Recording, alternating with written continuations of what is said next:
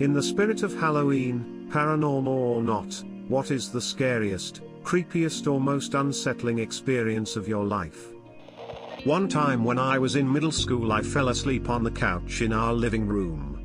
Around 1 in the morning I woke up and saw a man walk through the wall adjoining our living room to my brother's bedroom. The man noticed me and turned to face me. He had half of his face missing as if he had been dragged along the highway. He put his finger to his lips as if to tell me not to tell anyone and then turned forward and walked through our glass door out into the yard. Obviously freaked out, I ran into my brother's room to find an empty bed. I run screaming and crying to my parents and they freak out and start calling all my brother's friends' houses trying to find him. When they finally got in touch with him they found out he had been at a college party drinking about an hour away. My dad went to pick my brother and his best friend up, not wanting them to drive home drunk. The next day we found out that the kid who was originally going to drive my brother home was killed when he was ejected from his car during a drunk driving accident. Playing hide and seek as an 11-year-old at a buddy's house at his birthday party. Pitch black, 10 of us playing, and 4 of us saw a ghost of a woman with a white dress hanging from a rope on my buddy's wall. We still talk about it sometimes when we get together. Everyone slept but the 4 of us who saw it. Saw a man picked up vertically in the air and out 2 feet, then thrown forward about 3 to 4 feet into a car. Looked like a movie, but I was there. All parties were drunk except my friends and I. 3 of us saw him thrown, who were sober, so it wasn't just my point of view. When me and my sister were younger, I was around 10 and she was 7ish, and my mom is driving us home from piano lessons. Things are going normal as per usual. And then we drive by the big cornfield near our house on a quiet street when my mom stops the car in the middle of the road and just looks at the cornfield. Me and my sister are both looking around like, Mom, what? She then proceeds to look terrified, run out of the car and just freak us the fuck out. It was so confusing. She comes back in totally fine like nothing had just happened and drives home. We both brushed it off as something not super important. Fast forward 10 years and me and my sister drive past the same place again and get that weird memory like we had forgotten it had ever happened. Anyways, we asked my mom and she actually thinks we're crazy, but I can't shake the feeling there was a little glitch in the system and something weird happened. It just didn't seem like my mom. My brother and I were probably about 7 and 5, respectively. We used to wake up every weekend and play computer games before my parents woke up. One day, we turned on the computer, and got an eerie message that was directed to us. It said, "Hello Kid A and Kid B, this is your computer talking and I am alive. Do not run and tell your parents, they cannot help you now." Turns out my dad had programmed the computer to say that upon startup. This was mid-90s. Not as creepy as some of the others on here, but I still have absolutely no explanation whatsoever. It was the early 2000s and I had had my first PC for just a few months by then. It was an old thing made mostly from spare parts my dad had laying around. I had installed Warcraft 3 even though I could barely run it. One day, I was playing as the Scourge and decided I was done for the night, so I exited the program. Even though the game was no longer running, the music was. Okay, I thought, probably just some glitch. But the music kept playing through the entire shutdown and boot up sequence and didn't stop when I logged back in. I knew that was weird, but I didn't know just how weird that was yet. I decided to do a complete system shutdown. Nothing. The music kept playing with the system off. At this point I knew something was wrong, so I unplugged the speakers from the computer. And they kept playing. Then I unplugged their power cord. And they kept playing. Then I disconnected the speakers from each other. And they both kept playing independently. I checked the battery compartments on both and they were empty. I was pretty unnerved, but everyone else was asleep, so I went to bed, hoping they would stop playing at some point. When I woke up, both speakers were still playing and they were still in sync. I also realized that they weren't just playing one song or a few looping seconds, it was the entire Undead playlist. I decided to go into the living room and watch TV until someone got up. When my dad got up, I told him about the speakers. He didn't believe me and said it was impossible. I brought him the speakers, still completely unplugged from everything and still playing.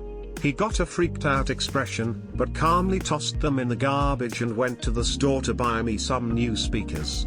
When he got back, they were still playing in the garbage can, so he threw the trash bag into the dumpster. The new speakers worked fine and I have never seen anything like that again, but for all I know, those speakers are still playing that freaking music in a landfill somewhere. In case you're wondering how bad it was to fall asleep to, here's the Scourge playlist: https://www.youtube.com/watch. V equals airbxarglu024 and list equals p.l. 36 CD8 BD53 F03E4A. When I was 6 years old, my family and I had just gotten back from dinner and found our house had been robbed. We had just moved off base housing into a regular neighborhood, which made my mom lose it. She was scared of this kind of thing. My dad called the police. They came out and helped him survey what had been stolen: TV, wall phone, car radio from the truck in the garage, etc., and how much damage had been done. Basically, it looked like multiple people decided to just punch holes through walls, knock everything over, take some stuff then run. My mom wanted to stay in a hotel or start driving to her parents' house, which was 4 hours away in another state. My dad calmed her down and just thought she had been overreacting. Convinced us to stay. That night I'm laying in bed and hear a rustling sound under my bed. What do? I pull the covers close to my face and start crying.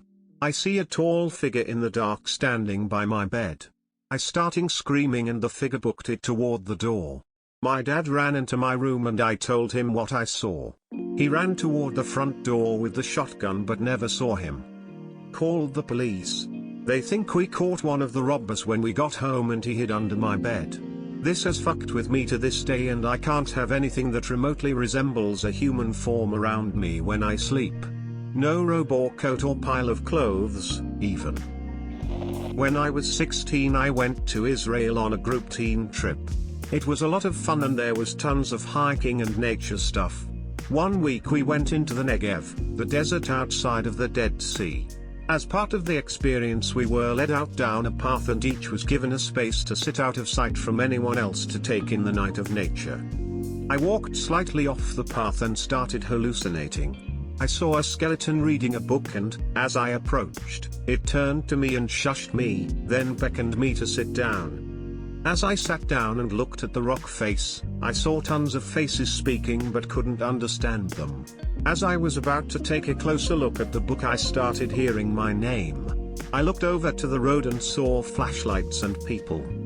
I got up and found the counselors looking for me. Even though it only felt like a few minutes, apparently I was missing for 3 hours.